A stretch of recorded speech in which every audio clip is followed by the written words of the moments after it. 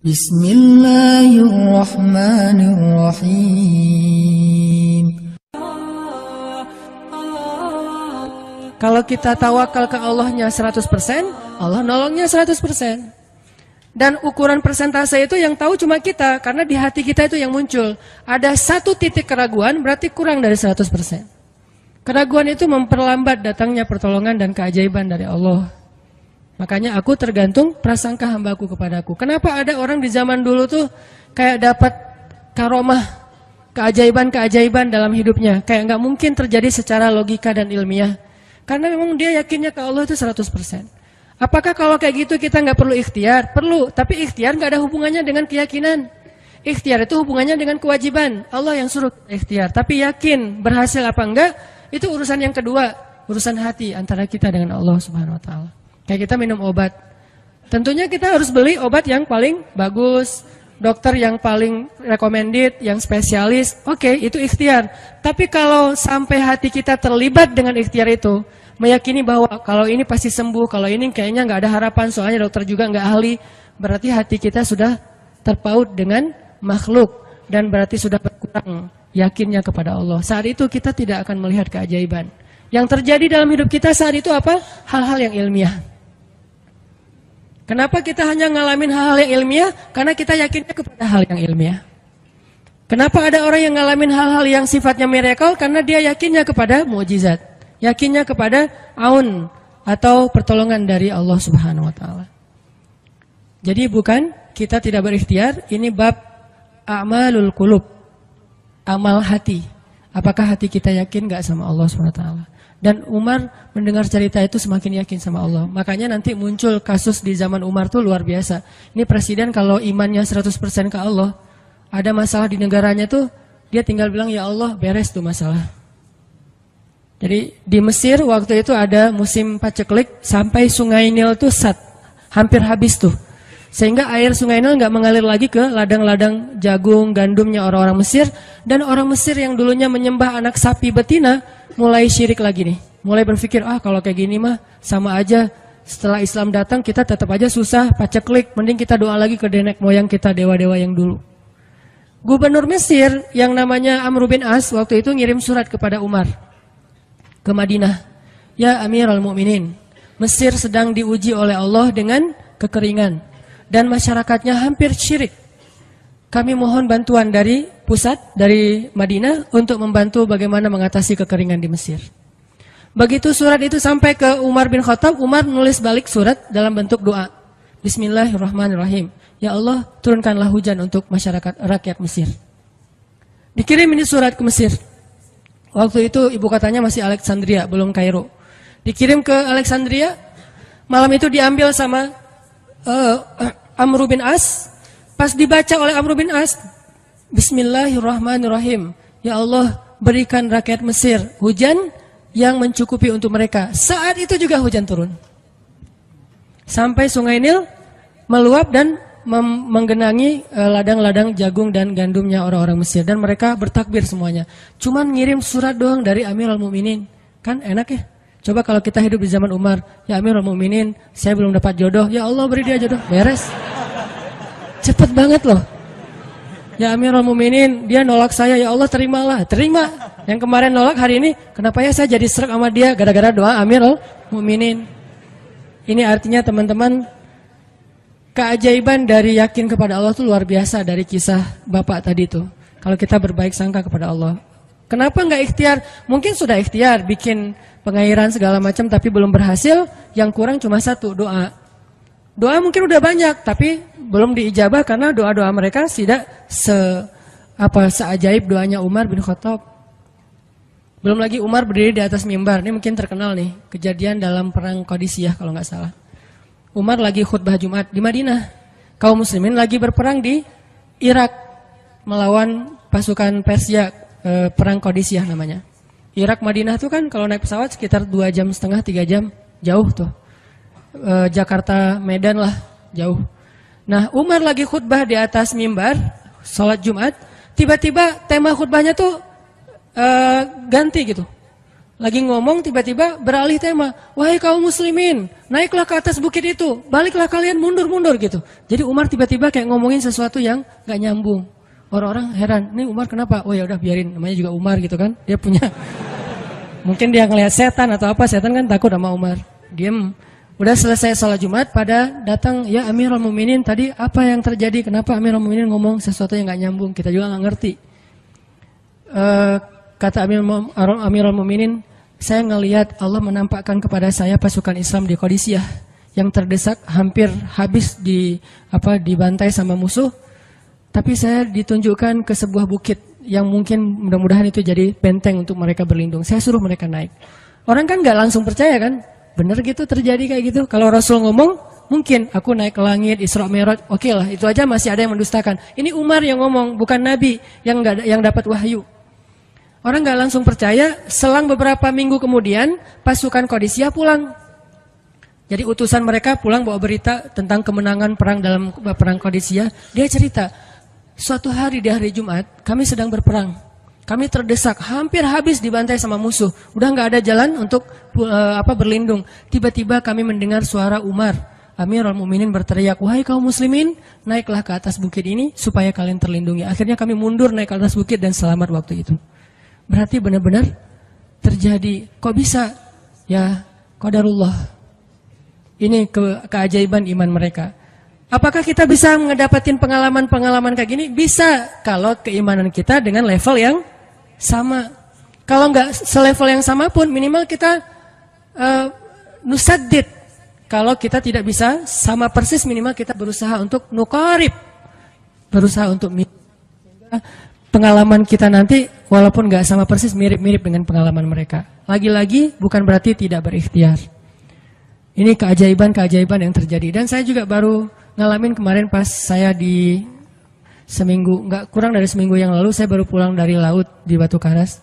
Di sini ada teman saya, Agi. Mana Agi? Nah ini Agi ya. Ini by the way model model iklan.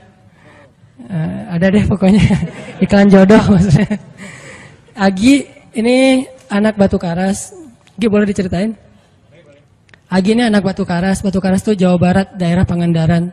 Dari Bandung kurang lebih 6 jam perjalanan. Kalau lagi ada ombak saya suka ke sana nonton orang main surfing. Nggak main sih, main dikit-dikit tapi nggak jago. Nonton orang main surfing. Ketemu Agi. Agi nggak tahu tuh ya. 2 hari sebelum saya datang ke Batu Karas dia sakit, kayak demam gitu. Mungkin habis diputusin kali ya. Dia demam gitu, nggak enak badan, pengen pulang. Biasanya kalau nggak enak badan cuma dia tinggal di Jakarta, paling juga di kos-kosan. Tapi kali ini pengen pulang ke Batu Karas banget. Aduh kenapa ya pengen pulang ke Basroh Batu Karas gitu ya. Batu Karas kayak Basroh gitu. Pengen ke Batu Karas. Pas dia pulang, hari saya lagi mau main tuh, dia diajak sama temennya, ngojay itu apa? Berenang yuk gitu. Berenang yuk, berenang. Dia ikut, padahal lagi nggak enak badan, tapi pengen berenang. Pas lagi di pantai, saya datang ketemu loh, kayak kenal nih, hitam-hitam ektis gitu. Ternyata ketemu saya, Ustadz Hanan ya, ya kenalan. Ustadz saya tuh ketemu Ustadz kemarin di Meruya pas kajian minggu bulan yang lalu. Cuman karena jamaahnya banyak, saya nggak bisa ketemu Ustadz, nggak bisa salaman. Saya waktu itu membatin. Ya Allah, saya pengen banget ketemu Ustadz Hanan langsung, tapi jangan dalam suasana ta'lim yang ramai, langsung berdua.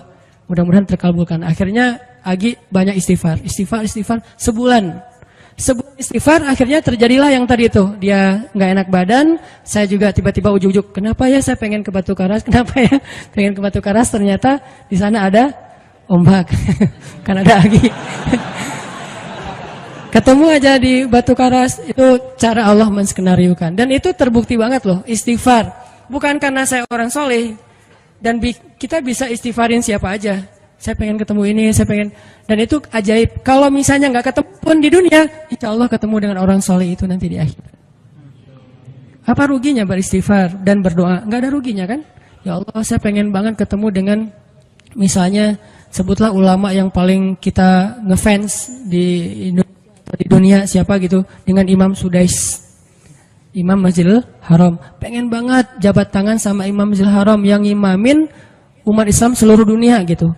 Tapi kan nggak mungkin.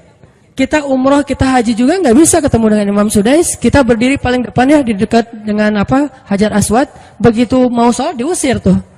Begitu selesai salam langsung dipagar betis sama askar-askarnya. Susah ketemu beliau tuh, ajaib banget kalau bisa ketemu. Tapi kan nggak ada salahnya beristighfar kan? Astagfirullah, astagfirullah, ya Allah, Sudais, astagfirullah, astagfirullah, Sudais, astagfirullah. Terus aja gitu. Pengen ketemu Sudais. Tiba-tiba bisa aja Sudais datang ke Indonesia, ada seminar apa, mungkin bisa ketemu yang paling logisnya. Atau kalaupun nggak ketemu di dunia, tiba-tiba bangkit dari kubur di sebelah kita. Siapa? Kan kamu sering manggil saya dulu, siapa? Sudais. Sudais yang mana ya? Imam Masjidil Haram, Masya Allah, Syekh gitu. Dan orang soleh nanti di akhirat, dialah yang salah satu akan menyelamatkan kita dari perjalanan yang sulit. Selain syafaat Rasulullah SAW. Jadi kalau disebut nama Nabi, kita spontan ya, Sallallahu Alaihi Wasallam. Kalau perlu bahkan kayak respect banget gitu. Kalau disebut nama Nabi langsung Sallallahu Alaihi Wasallam, karena luar biasa jasa Rasulullah. Yang jelas selain Rasulullah SAW, nanti ulama-ulama orang-orang soleh juga bisa nolongin kita di akhirat. Jadi kalau kita doa, ya Allah pengen banget ketemu si Fulan, Syekh Fulan, Ustadz Fulan, Kiai Fulan. Kalau nggak ketemu pun di dunia, pasti ketemu di akhirat. Yang jelas harapan kita nggak mungkin Allah abaikan gitu aja, nggak mungkin. Pasti Allah kabulkan. Cuman Allah kadang-kadang menggunakan cara yang lebih baik daripada yang kita pernah bayangin. Ketemu beliau di dunia paling cuma selfie. Tapi kalau ketemu di akhirat, dibawa selamat di sirat yang panjang, lebih mending mana? Ketemu nih dengan seorang ulama, orang soleh yang kita ngefans banget nih. Pokoknya saya pengen banget selfie sama beliau, ya Allah. Apalagi kalau orang soleh itu followersnya banyak, misalnya ya 1.100.000. Sedikit itu mah, banyak model yang 17 juta, 19 juta. Pengen followersnya nambah kalau selfie sama beliau. Cuma nambah followers. Tapi kalau ketemunya di akhirat, nambah apa? Nambah derajat, naik level. Kita jadi selevel dengan masuk ke level beliau, padahal kita mah malahnya nggak selevel gitu. Kenapa? Karena dibawa sama beliau. Orang soleh itu kalau mau masuk surga, teman-teman nyari teman-teman yang mencintainya di dunia. Ya Allah, mana Fulan, dia mencintai saya di dunia. Ya Allah, mana Fulan, dia mencintai saya di dunia. Allah bilang, dia masih tuh di sidang, belum beres-beres, sudah sidang ke-30 misalnya. Kan sidang di dunia aja satu kasus berpuluh-puluh kali kan. Gimana sidang akhirat, lebih berat lagi tuh. Ya Allah, tolonglah dia, selamatkan dia, karena saya mencintainya selama di dunia karena engkau. Akhirnya orang-orang soleh pada balik lagi. Dari surga, balik lagi ke padang mahsyar. Demi ngapain? Demi menyelamatkan orang-orang yang mencintai mereka semasa di dunia. Datang ke padang mahsyar. Cari ke bagian informasi. Tolong dong yang namanya ini gitu. Panggilin. Perhatian-perhatian, Hanan At-Taki dipanggil sama Syekh siapa gitu. Saya dipanggil. Datang aja. Mas, saya yang dipanggil. Benar Hanan At-Taki? Ya. Mana coba buktinya? Aduh, saya lupa bawa kartu nama. KTP misalnya. Udah pasti tahu lah ya malaikat sama kita. Udah masuk aja. Tuh ada yang nungguin di business lounge gitu. Jadi ada VIP lounge-nya gitu kan. Oh, saya boleh masuk VIP lounge-nya, masuk ke VIP lounge. Udah sampai di sana, udah ada makanan segala macam, mereka lagi duduk. Kayak asa kenal nih, siapa ya? Dekat Hanan ya? Ya, wah kita sering ketemu dalam doa. Wah, akhirnya pelukan. Ada apa Syekh? Yuk ikut saya ke surga, kan enak banget kan? Terus sidang saya gimana? Udah beres, diberes sama teman-teman saya. Saya banyak teman di dalam gitu. Saya banyak. Beres kan? Di dunia aja bisa gitu, masa di akhirat gak bisa? Tapi dengan seizin Allah dan Allah ridho dengan kebaikan-kebaikan itu. Jadi nggak ada sia-sianya juga kita. Kan dulu saya pernah cerita yang Imam Ahmad bin Hambal kan yang pengen banget ke Basrah, dan itu ternyata terjadi juga sama Agi. Dan terjadi juga sama salah seorang driver ojek online di Bandung. Baru 2 bulan yang lalu kejadiannya. Saya lagi datang ke markasnya Pemuda Hijrah, kita sering ada kayak rapat gitu di kantor. Markas kita namanya Masjid Al-Latif di dekat Gedung Sate. Datang dari pagi rapat sampai sore. Dan saya pakai baju baju main biasa, bukan pakai baju taklim. Sebetulnya sama aja sih. Nah, waktu itu sholat zuhur di Masjid Al-Latif saya ngimamin sama asar. Habis asar pulang. Karena nggak nyetir sendiri, saya pakai online, saya order nih. Order, pakai ojek, ada yang ngambil. Drivernya ngambil, datang, jemput, pulang. Kemana? Ke Cimahi, pulang. Di tengah jalan dia nanya, Mas sering sholat di Masjid Al-Latif itu ya? Saya bilang, ya lumayan, saya bilang. Iya itu masjid rame banget, anak-anak muda pada numplak di situ taklim. siapa sih itu ada imam muda bagus suaranya gitu. Ntar jangan GR dulu. Muzammil, oh iya Muzammil, ya bagus tuh.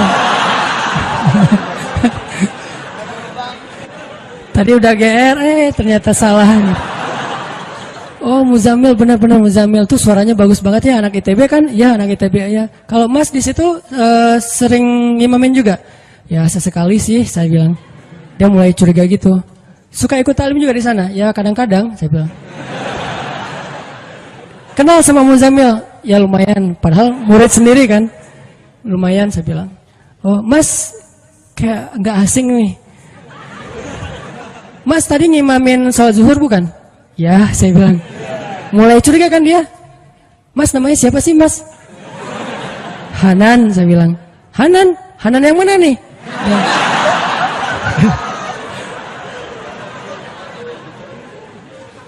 Saya bilang Hanan Taki, wah langsung oleng dia mah.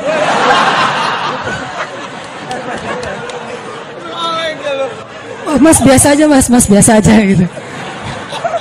Ini benar Ustaz Hanan Taki, benar. Masya Allah, ya Allah, udah gitu kayak terharu gitu, heboh semua orang pada ngelihat lampu merah lah gitu ya, pada ngelihat semuanya.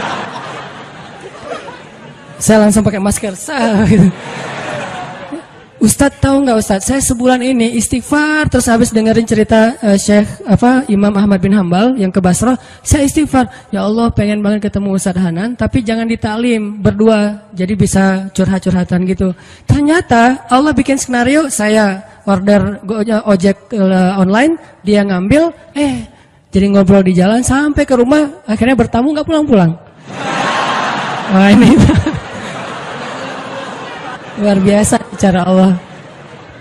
Dan wallahi teman-teman, dan itu terjadi. Jadi udah 2 kasus nih yang saya alamin ya. Satu lagi yang ojek online tadi, dan dua-duanya hajatnya sebulan Allah kabulkan. Jadi kalau ketemu saya aja sebulan gampang, masa ketemu jodoh bertahun-tahun gak dapat ya? Gimana nih? Istighfarnya gimana nih? Ini terutama buat cewek-cewek nih. Kalau cewek-cewek kan nggak bisa nyari. Masa cewek kayak kepo gitu kan nggak mungkin. Pura-pura follow, nge-like. Kok dia nge-like terus yang first like lah gitu. Nggak mungkin kan. Cewek kan agak-agak jaim. Ya udah istighfar aja deh. Banyak-banyak istighfar. Tiba-tiba ada yang kesandung jatuh di depan cewek. HP-nya jatuh. Dia pergi, HP-nya nomornya. Nggak penting sih ceritanya. Pokoknya ada. Ada jalan dari Allah yang kita nggak ngerti nih, yang jelas bisa. Kita tinggal yakin aja sama Allah, istighfar, Allah yang kasih jalan. Walladzina jahadu fina lanahdiyannahum subulana. Pokoknya kalau kalian bersungguh-sungguh kata Allah di jalan kami, udah kami kasih jalan-jalan keluar yang subul, jamak dari sabil, banyak banget jalan keluar di sisi Allah.